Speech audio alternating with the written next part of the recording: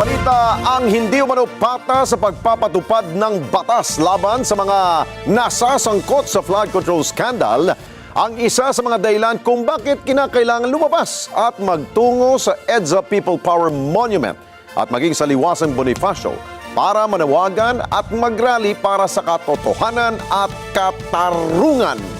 Vin Pascua sa balita. Dismayado at matagal nang nagtitimpi ang silent majority sa mga pangakong hindi tinupad ni Pangulong Ferdinand Marcos Jr. Sa tingin ng publiko, puro salita lamang si PBBM ng Better Philippines, pagkakaisa at pagsulong dahil sa realidad nalugmok na ang bansa sa kahirapan. Hindi kayang akuin ang pananagutan at higit sa lahat, walang katatagan para ibigay ang katiwasayan, katarungan at proteksyon sa kanyang nasasakupan. Matagal nang nakiramdam at nag-obserba ang taong bayan sa mga ginagawa ng Pangulo. Binigyan ng tsansa na mabago ang araw-araw na pamumuhay, subalit bigong-bigo ang lahat.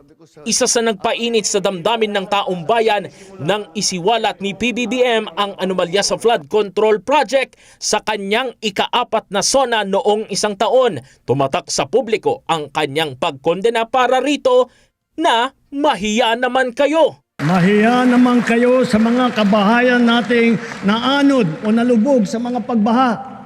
Mahiya naman kayo lalo sa mga anak natin na magmamana sa mga utang na ginawa ninyo nang binulsan nyo lang ang pera.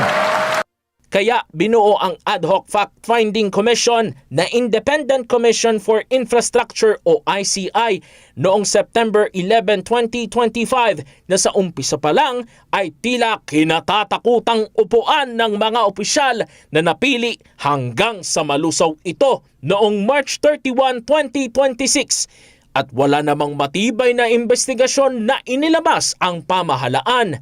Marami ngayon ang naniniwalang nauwi lang sa wala ang binuong komisyon na pinondohan pa ng gobyerno at tila kabaliktaran pa ang nangyari. Selective ang pagtukoy sa mga isinangkot at kung sino ang hindi kaisa ang mga idiniin. Sa paggulong ng kontrobersya sa flood control project, nakaladkad na ang mga pangalan ni na Senador Chis Escudero, Jinggoy Estrada, Joel Villanueva at dating Senador Bong Revilla.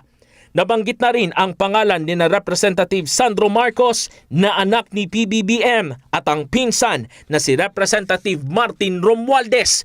Subalit nakapagtataka ng payagan ng ICI ang executive session sa nakababatang Marcos na kinalaunan ay na-dismiss ang kaso. Bagaman panay ang tanggi ni Romualdez na sangkot siya sa flood control project, bandang huli ay nadiin na rin hanggang magkaroon sila ng word war ni Escudero.